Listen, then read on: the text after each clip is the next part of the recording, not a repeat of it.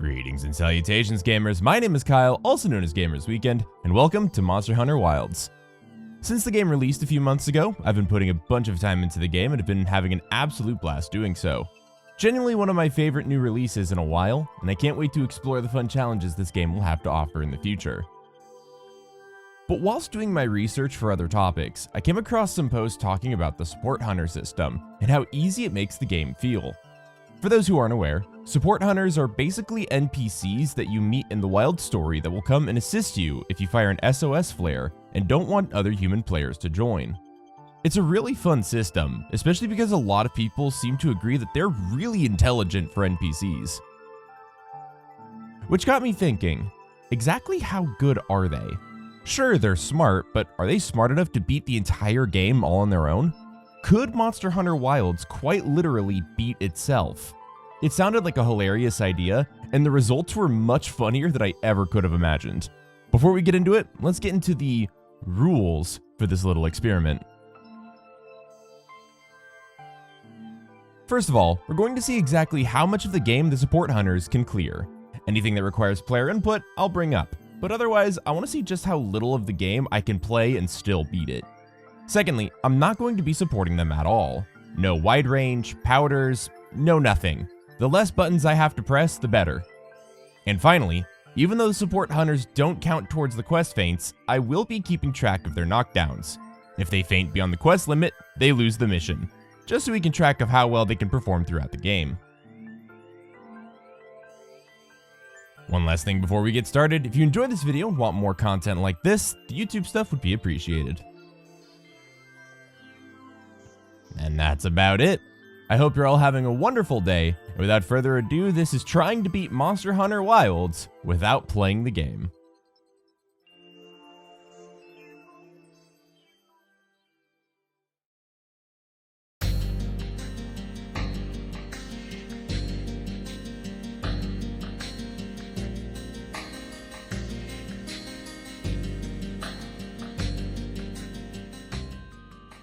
Okay, so before we get into the story, let's quickly talk about the support hunter system a little more in depth. There are currently 3 different support hunters in the base game of Wilds. Rosso, who wields a heavy bowgun, Alessa, who wields the lance, and the crowd favorite hammer-wielding Olivia.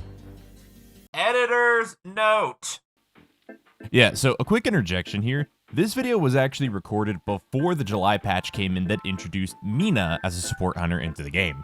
Now, this might have some minor implications on the run, especially since you can actually customize and change out support hunters here and there, but overall, the impact on the run actually isn't too big.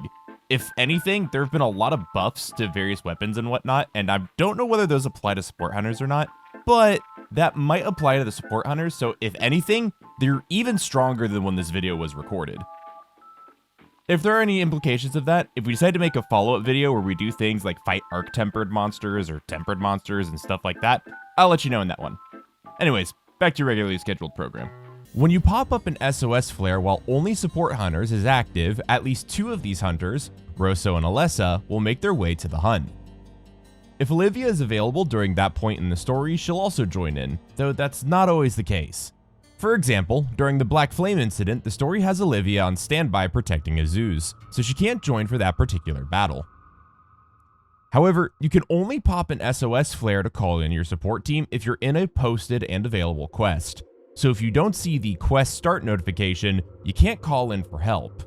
Thankfully, this doesn't come up often, but it will come up a couple of times in our run.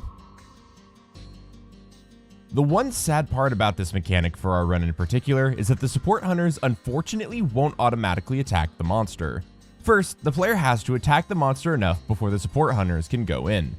However, the amount of damage the player needs to inflict is often very little, and is almost assuredly less damage than the support hunters would have already inflicted had they never backed off the monster. So in the case of seeing if the support hunters would be able to beat the game by themselves, this isn't really an issue. On the other hand, the support hunters will eventually stop attacking the monster. I couldn't get a consistent time on how long they seem to stay on the monster, but somewhere around 80 seconds feels right based on the run. So about every minute or so, we'll have to fire an attack at the monster to keep our support interested. Another interesting mechanic is that support hunters can't actually kill the monster. They can bring it down to 1 health, but not actually kill it outright. This leads to some pretty hilarious circumstances, primarily meaning you can use the support hunters to set up some pretty funny looking final hits on the monster. But that'll require yet another input for us on our journey per each hunt. But beyond those small points, when it comes to the actual hunting of the monster, the support hunters will take care of literally everything else. And when I say everything else, I really mean it. If you've never played with these support hunters, prepare to be surprised on just how capable they made them. I think that's all we need to cover on support hunters. Time to not play the game.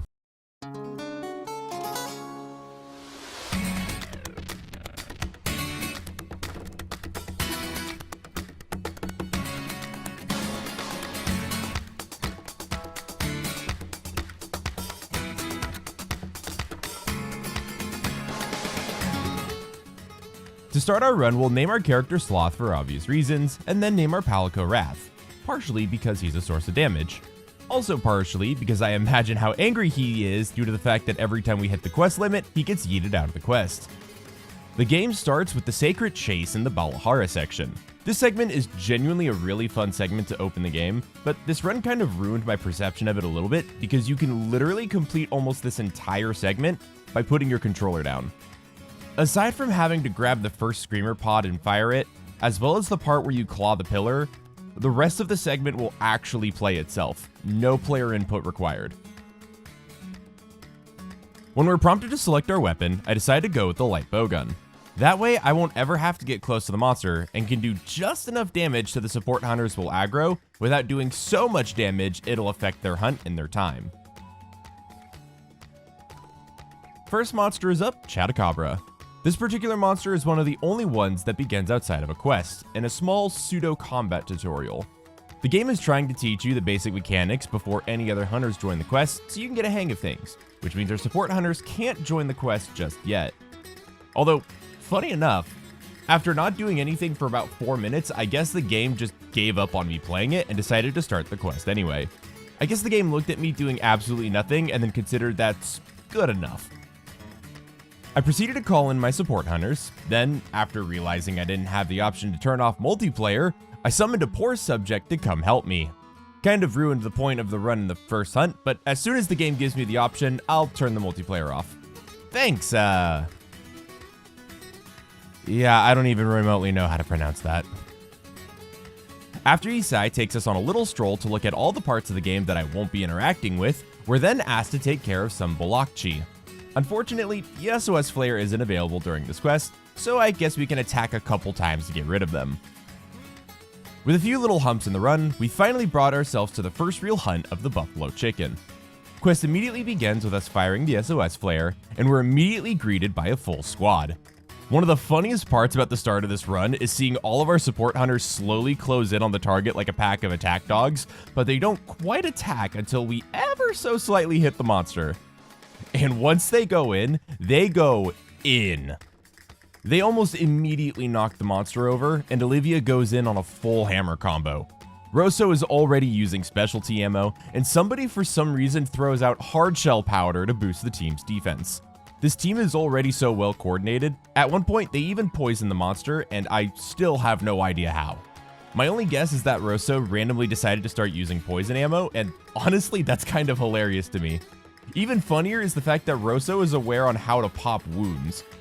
It only takes the support team about 9 minutes before the Chemitress goes down. Now that we've got the Sacrets back, I should note here that any section you see this thing running around, I am quite literally doing nothing. The game will completely autopilot the Sacrets, so that's even less input required from us to get anything done.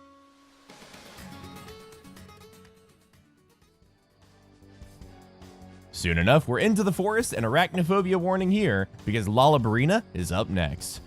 At this point in the game, Olivia is currently moving Eric to safety, so we're left with only Alessa and Rosso. This is the first quest where we'll be seeing Rosso with his trusty Gatling gun, something he uses pretty much as often as he can, and he continues to pop wounds when his focus rounds come off cooldown. As for Alessa, she's currently just sitting in the monster's face, charging up guard counters, and continuing to be a tanking queen. Something you'll notice is that anytime Olivia isn't around, quests tend to go much slower. This is probably because of health scaling, but I'm going to elect to ignore that and instead say it's because Olivia is just that damn good. Either way, Alessa and Rosso clear the Spider Lily in just over 13 minutes.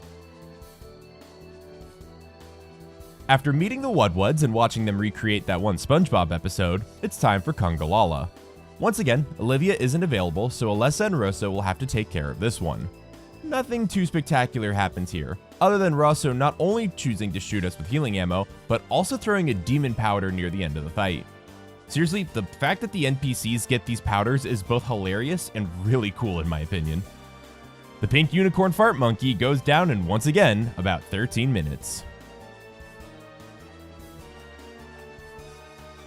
As we prepare for the Doshagama section, we have another Balahara chase that, once again, requires no player input before we send the bat signal for the team to come beat up the sandworm. The team immediately doubles up on both demon and hardshell powder and immediately gets to work. The funniest part of this fight to me was by far watching Olivia charge up an attack and go for a spinning jump, which was then followed up by Olivia interrupting the monster with a screamer pod, letting the team absolutely go in on the worm. Yes, she's apparently smart enough to know how to use screamer pods. I know world players that have played for hundreds of hours and still have no idea what screamer pods are, and Olivia is using them effectively. They put her in the ace armor, and man, when you watch her fight, it really feels like she's earned it. As soon as the team gets the Balahara low enough, I go ahead and finish it off just under the 14-minute mark. Next up is the Alpha Doshagama, and before the hunt truly begins, we first have 2 Clutch Claw inputs we have to do before we're forced to draw the monster's attention. Unfortunately, this part does require us to attack the monster a little bit, but with the light bowgun and the Sacred movement, we can just treat this like a 30-second arcade shooter before we lure Doshagama to the true fight. Quest officially begins, and we can call in the squad. Something I'd like to point out here is that they somehow programmed Olivia to deliberately attack the head, which leads to several knockdowns in every fight she's involved from KO damage. I could just be biased, but I swear she's also more likely to use items like Demon Powder than the other 2 hunters. Like, Olivia is just on top of her game in these hunts. It looks like they've got this covered. This seems like a good time for a barbecue. Olivia, get him. Good lord, it is so entertaining watching her go for that every time. Doshagama goes down in just under 18 minutes.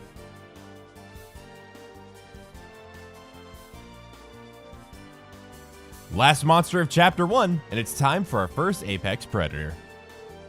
A fun little fact about this mission, despite the fact that we have a full party of hunters, Olivia's Palico still sticks around. Rosso has also started adding elemental ammo to his repertoire, taking advantage of the monster's weaknesses. Genuinely just expected the NPC hunters to stick with raw damage, but apparently they're even keeping up with the elemental chart. Also at this point, I remembered that photo mode exists, so I've officially been promoted to the cameraman of this hunting party. And speaking of cameras, this quest is just pure cinema start to finish. Olivia and Rosso both toss their demon powder at the same time just before we finish things up, clearing the first Apex Predator in just under 16 minutes. And might I add, they've cleared the entire first chapter without fainting a single time.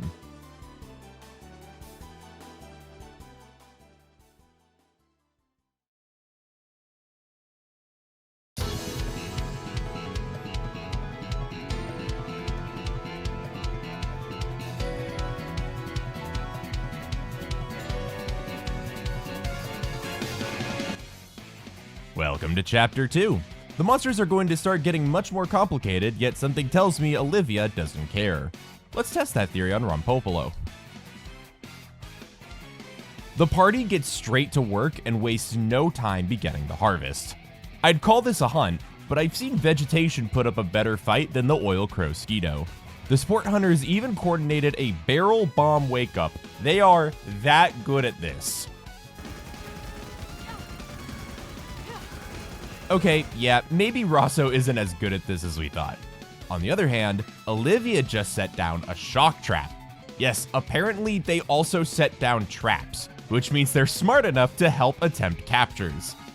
Seriously, these hunters are so weirdly smart. We wrap this up with a nice little greatsword kick to clean things up in just over 14 minutes.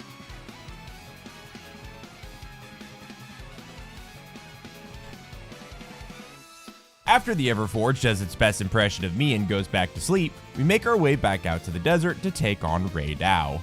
And even though I love this cutscene, this line in particular is way funnier in this run. You've got a weapon and you do nothing? You bet your sweet bippy I did. The Lightning Railgun Wyvern is our first flying monster, so I'm particularly interested in how the NPC hunters will deal with this situation. While it's on the ground, the party doesn't seem to experience too many issues dealing with it. Hardshell and Demon Powders are flying, and Rosso even gets a mount off. They seem to be doing a pretty good job, and man does this fight look cool as hell. Once we get Rei Dao back to his arena, he immediately takes flight, and as if making good time wasn't good enough, watches Olivia flash pods a flying creature. Genuinely, I'm convinced they're smarter than like 60% of players at this point. A little love tap from the greatsword, and Rei Dao goes down in about 18.5 minutes. Still not even half of their allotted time limit. Time to move into the Ice Shard Cliffs, and literally nothing else matters because it's time for Rove! Seriously, Capcom, where's my Rove plushie? You will make so much money on it. Give me my Rove plushie. Nursilla is relatively uneventful, right up until they somehow paralyze the monster. I don't even know how they did that. Literally, which one of you even has the capability to do that? Whatever, this looks like a great time for a barbecue. Olivia, get him. I'm sorry, they have pitfall traps. Pitfall traps? I don't even know why this keeps surprising me, but man, they really program these NPCs to do everything. Look at this. Alessa is even knocking it down mid-web swing. It takes just over 13 minutes for the team to bully the last spider into non-existence. Time for the Hirobami pack, and this could get interesting. After all, the game wants to use this as an opportunity to teach the player how to isolate monsters. Without me using the large dung pods, this is essentially a 3-on-3 match, so this could get, well, that took less than 12.5 minutes. I'm not even sure I could show what they just did to that thing. That felt like watching the high school wrestling team fight a team of Spartan 2s. That poor Hirobami. Although speaking of beatdowns, this next quest is where things get complicated. The Everforge is a light, and the Ajarakan are up next. Hard part with this segment, the quest doesn't actually post once it starts. The game first wants us to fight the Explosion Apes with Olivia until they split apart. Then the mission will properly post, and we can SOS our other two friends in. So that means that Olivia and Athos will have to fight the monkeys by themselves, which, unsurprisingly, they do without breaking a sweat. Olivia splits off to fight her Ajarakan, which means Alessa and Rosso will have to take care of this one. Not very quickly, mind you, but they get the job most of the way done. At least until Olivia beats the first Ajarakan and has to finish up these slackers' work. I know the story is scripted this way, but personally, I'm just taking this as confirmation that Olivia is better than Tank and Tankier combined. It wasn't a short fight, but just over 20 minutes later and the Ajarakan are finished. Only one more fight in Chapter 2, and it's time for Black Flame New Udra. Unlike the previous Apexes, this time we don't have Olivia. And man, can we feel it this time around. The party manages to keep themselves from fainting, but with the amount of time they spend getting ragdolled by the Black Flame, it's no wonder they're taking so long. Add the fact that without Olivia's hammer KOs or traps, the monster is basically always active, and that makes this an uphill battle for our two hunters. They do manage to get through the third Apex without fainting, though it does take them just over 29 minutes to do so. We succeeded, thanks to your fine work. I know, Alessa. I know.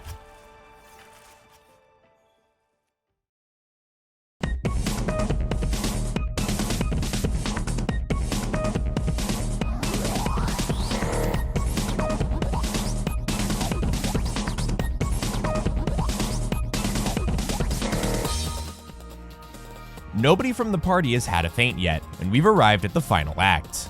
With Guardian mechanics in play and much tougher monsters than the last two acts, this could get hairy. but the team's already cleared 2 whole acts, and they're less than 10 hunts away from beating the whole game. First up is Guardian Doshaguma. The support hunters have already shown that they can take on a Doshaguma before, but now they've got to deal with regenerating wounds. Thankfully, Rosso is pretty on top of capitalizing on wounds, and the defense down doesn't seem to be a problem while the party keeps tossing their armor boosting powders. The party has even started utilizing the Rocksteady Mantle, which is definitely helping. Just under 14 minutes and the first Guardian goes down. Next creature up is the classic flying menace, Guardian Rathalos. Unlike his previous iterations, Guardian Wrath doesn't spend nearly as much time in the air as he does leaping around attacking the whole party with fireballs. The more dangerous part for the NPCs on this fight are the Wilkstone crystals. When Rathalos hits them with fire, they'll detonate, and I'm not sure the NPCs will know how to react to it. That being said, they're still flashing it out of the sky and taking care of its wounds before they can regenerate. Seems like they're doing pretty well. That is, right up until the party suffers their first feint. Rosso gets hit with a flying slam, which Rathalos immediately follows up on, causing Rosso to be our first feint. It may have taken 3 acts, but a monster finally got one. The support hunters managed to bounce back though, and finish off the Ashen King in just over 17 minutes. Despite the fact that this is only our first feint, Rathalos is far from the hardest monster in the rest of the game. This could get rough for our support party if they're not careful. At least this next one shouldn't provide too many issues, as it's now their job to repel the Guardian Archveld. This isn't too bad, just a single phase of the Archveld they'll be fighting in not too long from now. They do a pretty good job keeping it under control, with Rosso continuing to mount the monster, and Alessa doing a great job power tanking through most of its attacks. It's not the fastest repel I've ever seen, but takes them just under 8 minutes to get it done.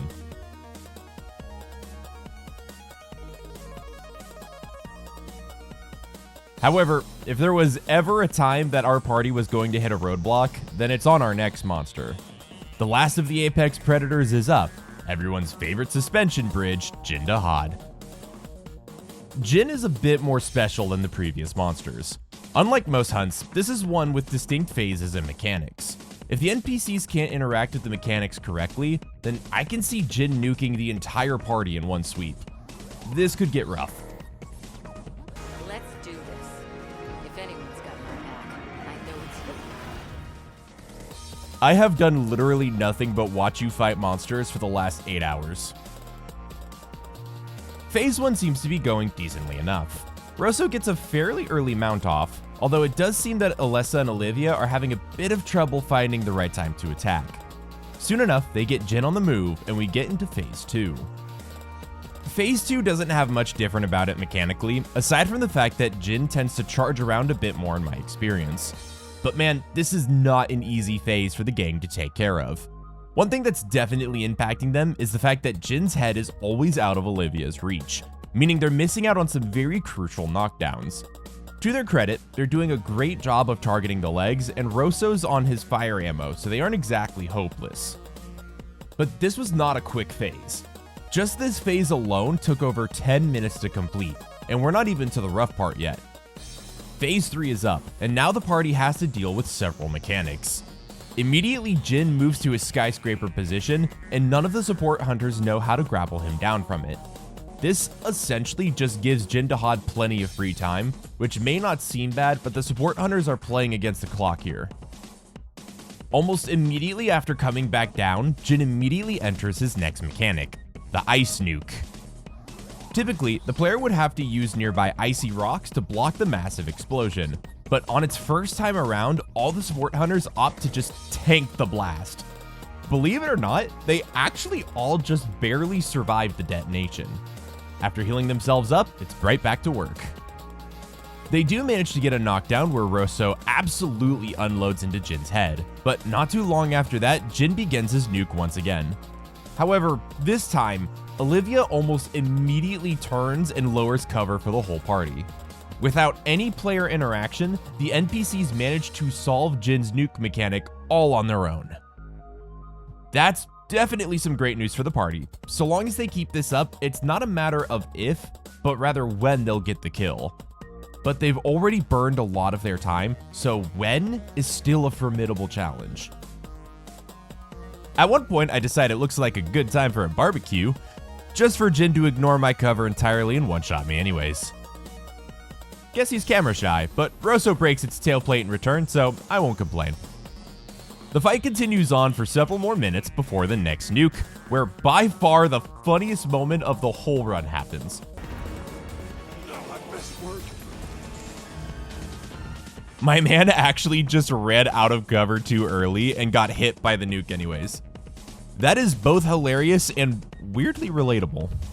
And poor Rosso, they were just one hit short of completing the mission before he gives us our second feint of the run. Remember, it technically takes 3 feints on the same mission for the run to be done, but poor Rosso really can't catch a break. It takes the group 36 minutes and 22 seconds, but eventually they manage to defeat the Jin Dahad.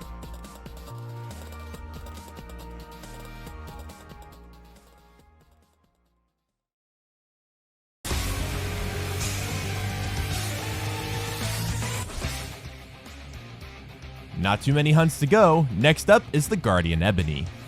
Ebony's pretty fast, but also not too difficult to knock over. Its chosen element of Dragon Blight doesn't really affect the party either, as they primarily use raw damage, and the thunderbugs around the base of Wyveria are also good for trapping the monster. And that's not including the actual traps that Olivia is still putting down. It's a pretty tame fight the support hunters clear in just over 17 minutes.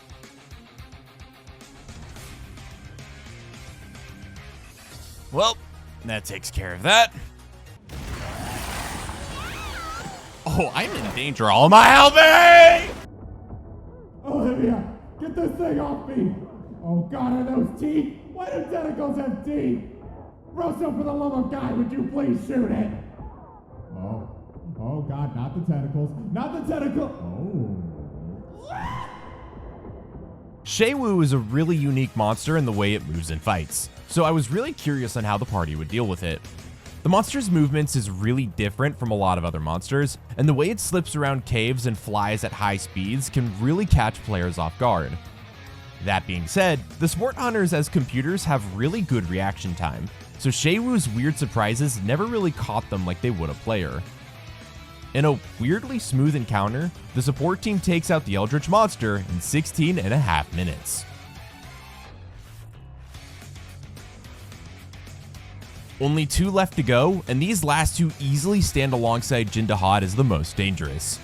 While they don't have tricky raid mechanics, difficulty-wise, these are easily the standouts in the base story. If Arathalos can cause a feint, then we may actually see a feint out in these final moments. First up to bat is the Guardian Arkveld. We got a small taste of this fight when the party repelled him a couple fights ago, but now he's fighting in full swing.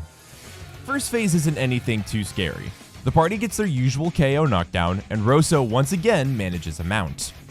As for the normal bits of the fight, Rosso and Alessa are both relatively safe behind their heavy shields. Olivia is the one who surprisingly takes the most damage, although she's able to keep it together.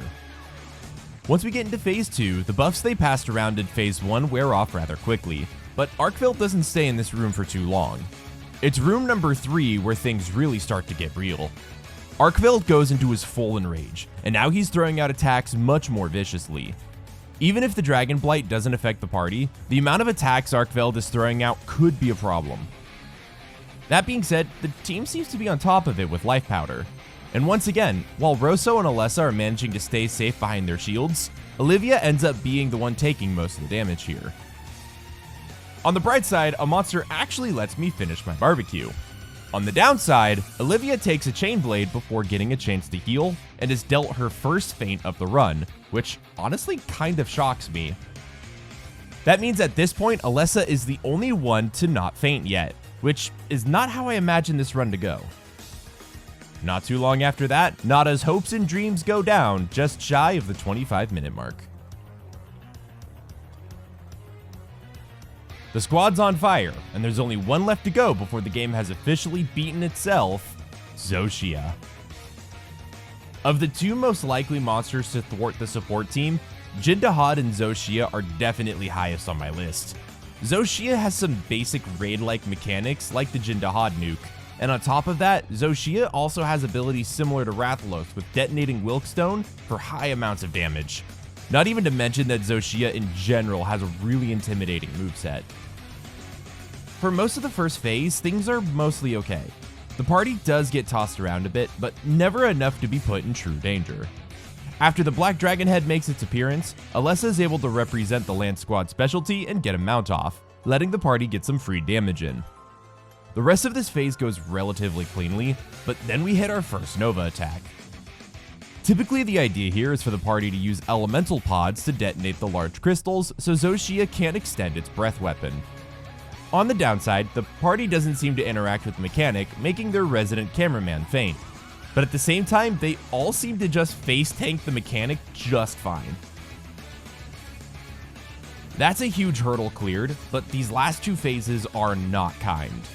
Zoshia is tossing out more fire than ever, and with the Wilkstone laying around ready to be detonated, this could get messy. The party manages to make it to the second Nova just fine, and thankfully, the monster uses its attack facing the wrong direction, giving the support hunters a free pass. But the final phase is where things really kick into gear. On top of all the fire, now Zoshia is throwing lightning around as well. And with lightning comes Thunderblight, which causes stun. This is extremely deadly to our hunters, as they're already taking large chunks of damage. If they get stunned and take consecutive hits, this feint counter could rack up really quickly. Which, unfortunately, is exactly what started to happen. Olivia, towards the start of the phase, gets caught in a lightning blast, causing her to eat her second feint of the run, and the first feint of this hunt. The party manages to push the monster into death throes, but not long after that, Olivia gets caught in another stun, and Zoshia's follow-up deals her feint number 2. One feint left. If any of the support hunters drop at this point, the run's over just before the finish line. What followed was a tense fight with a lot of close calls, but Rosso seems to be on point with throwing life powders. In the end, the support team finally managed to get Zoshia to its limit. In a fight that was just under 30 minutes long, the support team manages to clear the final boss.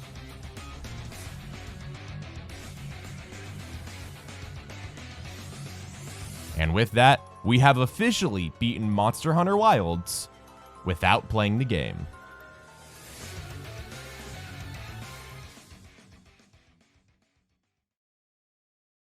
So, with all of that being said, are the support hunters just too good? They're certainly intelligent, I'll say that, but I don't think I would call them too good. Sure, they're technically capable of beating the game almost entirely by themselves, but in my opinion, I think they're actually balanced very well. If you were to play a low damage weapon such as the hunting horn, I bet it feels great being able to feel like you're properly playing support even without having other people play the game with you. The hunts were relatively quick, but by Wild standards, they weren't anything too crazy. Even fights like Jindahad and Zoshia still took well over half the time to defeat, so I'd say that the damage they're dealing isn't nearly too much. I also think the idea that they occasionally use things like flash pods, screamer pods, and traps is really beneficial to new players as well, especially with the notifications on the side saying what just went off. It gives fresher players immediate feedback on the things they can and can't do. And all of that is not even to mention that if you wanted to just watch the party beat the game, it's technically possible. But why on earth would you ever want to spend 11 hours of your life watching NPCs fight the monsters? Especially when every minute and a half or so you have to intervene and remind them to start attacking again. Overall, I absolutely adore the support hunter system. And while it is a little sad that outside of pressing the SOS flare and occasionally attacking, the only parts of this game that require player input are typically interactive cutscenes, I find myself wanting to use all the different mechanics and interact with the game. The amount of input needed might be low, but the amount of input I want to give the game far exceeds that, and I think that's a sign of good game design. As a fun little statistic, the only hunter in the support team to not feint the whole run ended up being our Lance Queen Alessa. Rosso feinted twice, and Olivia ended up with 3 faints, all from the last 2 monsters. Guess that means Alessa wins the award for most consistent support hunter. That being said, all of the story may be over, but high rank is still available. If you guys would like to see the support party grind out high rank and watch them take on the higher echelons of the game, let me know. I'd be more than happy to see how they fare. But that's gonna do it for me today. If you enjoyed this video, then please give it a thumbs up, pop that subscribe button, and ring-a-ting-ling that little bell to be notified whenever I drop another video. You can also join the Discord, links in the description below, to come chat with me and hang out with the rest of the community. And as always, thank you guys so much for watching, and I'll catch you gamers on the flip side. Later! That was a deep flip side, good lord.